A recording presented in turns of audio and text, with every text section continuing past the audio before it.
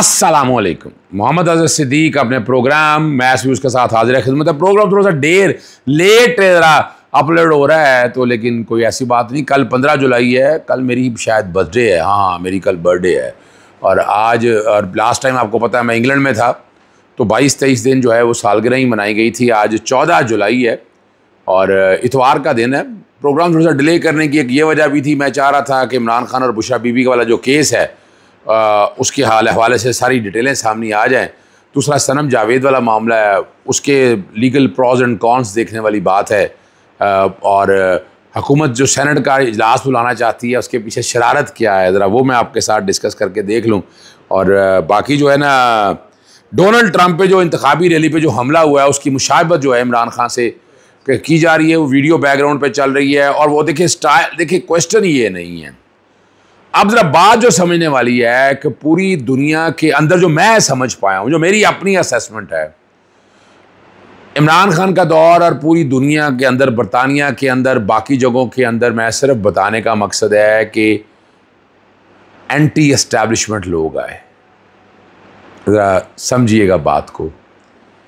वो एक दौर ऐसा था जब उसके बाद दौर ऐसा आया कि जो एस्टैब्लिशमेंट के करीब लोग हैं, अब आपके सामने समझ आ जानी चाहिए, चाहे वो बरतानिया हो, अमेरिका हो या पाकिस्तान हो।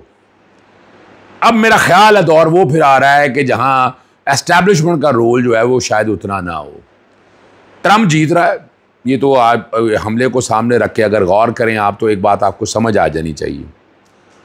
बरतानिया के अंदर भी मैं आपको पॉजिटिव चेंज बता रहा हूँ। आने वाले दिनों में आप फ़र्क देखेंगे। मैं ये नहीं कहता कि MI5 या MI6 का रोल कम हो जाएगा, या CIA का रोल या पेंटागन का रोल ख़त्म हो जाएगा, या NDS का या रॉ का या ISI का। मैं ये नहीं बात कर रहा।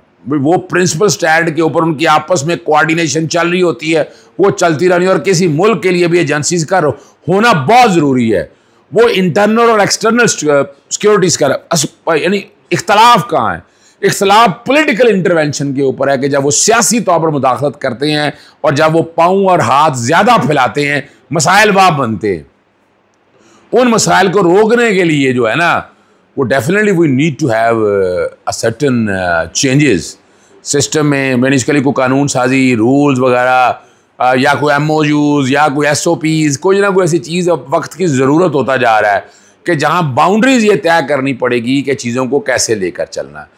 वो बाउंड्रीज़ को तय करने के हवाले से एक डिफरेंट लाइन ऑफ एक्शन चाहिए, इसमें तो कोई शक नहीं है। या हमारी जो असेसमेंट है कि इस वक्त जो कुछ भी हो रहा है, अगर तो खाली हुकूमत करा रही होती, हुकूमत के पीछे बैठे लोग जो समझ में आ रहा है, और अगर आप सिर्फ आप मखसूस सिस्टम वाला केस दें, उसे परेशानी कितनी हुई है।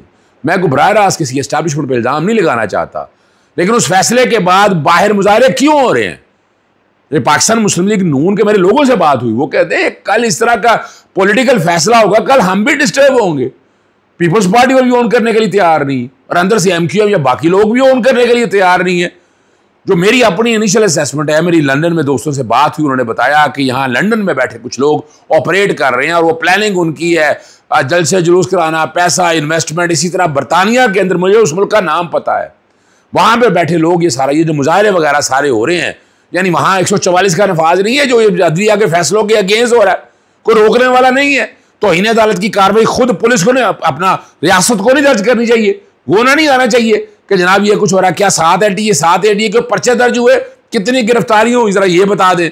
एक तरफ देखा जाए पाकिस्तान तहरीक इंसाफ निकलना चाहती है तो क्या हाल होता है, और दूसरा जलसे जुलूस जिसके करना चाहे तो उसमें कोई मसला ही नहीं है। ये समझने वाली ये बात है।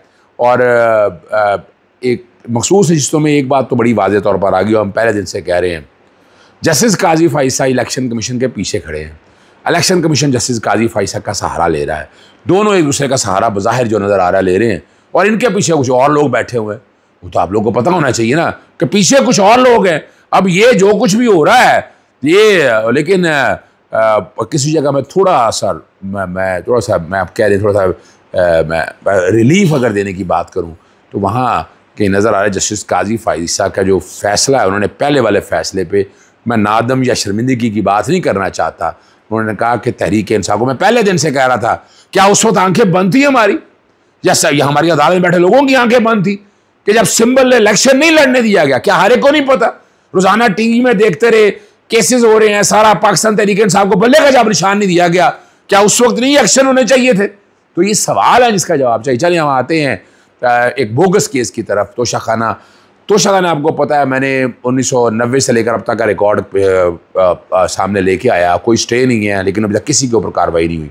1947 से अब तक का आना है। तोशाखाना एक के अंदर बड़ी डिटेल है कि इसमें 2-3 बड़े आर्टिकल 13 जो है आईन पाकिस्तान बुनियादी है, क्या एक ही केस में 2 जराइम में सजा नहीं हो सकती। आप उसी कॉन्टेक्स्ट में चीज़ों को आगे लेकर चल नहीं सकते। 403 सेक्शन भी बड़ा वाज़ेह है, लेकिन एक और सेक्शन जो अपना नैब के अंदर मौजूद है, सेक्शन 17D है, और बड़ा यानी बड़ा क्लियर है। यानी अगर मैं आपके लिए कोशिश करूँगा, पढ़ भी देता हूँ कि 17D कहता क्या है, 17D रोकता कैसे है चीज़ों को।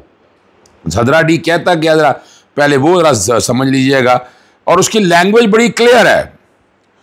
17 कहता है, वो स्टार्ट वैसे होता है, not with standing anything contain in any other law for the time being in force, there is anything inconsistent with the provision of this ordinance, the provision of code of criminal procedure shall mutatis apply to the proceeding under this ordinance। ये फौकियत दी गई है। D कहता है, notwithstanding anything contained in section 234 of the code, a person accused of more offences than one of the same kind, एक ही तर्ज की, committed during the space of any number of years, कोई सालों के हवाले से, for the first time to the last of such offences may be charged with and tried at one trial and any number of such offences। एक ही trial होना है, वो एक ट्रायल हो चुका है।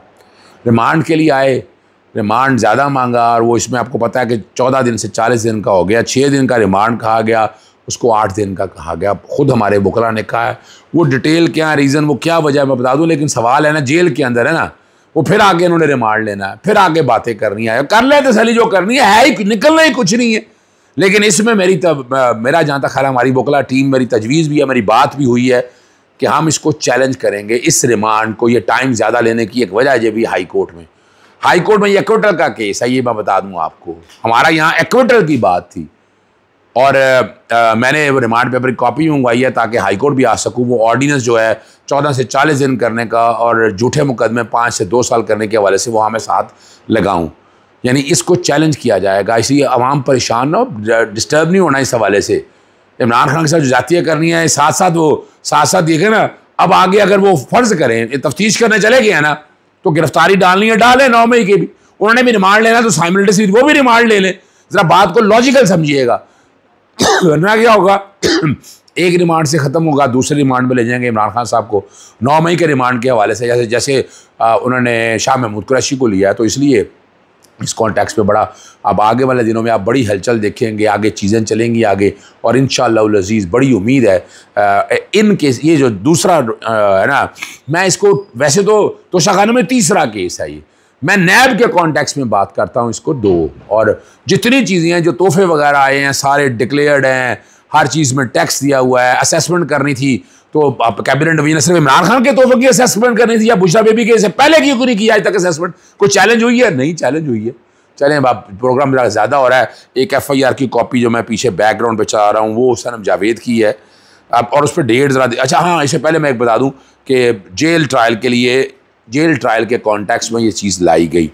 वो बाकायदा नोटिफिकेशन 13 को जारी किया गया वफाकी हुकूमत ने कि ये ट्रायल जो है ना, ये रिमांड के हवाले से जो प्रोसीडिंग जितनी भी है वो जेल के अंदर होंगी। डरे हुए ना, खौफ के, वो भी बैकग्राउंड पे चल रहा है नोटिफिकेशन। एक FIR जो है वो बैकग्राउंड पे मैं चला रहा हूँ, ये FIR नंबर ये 2023, ये 167 बता 2024 है।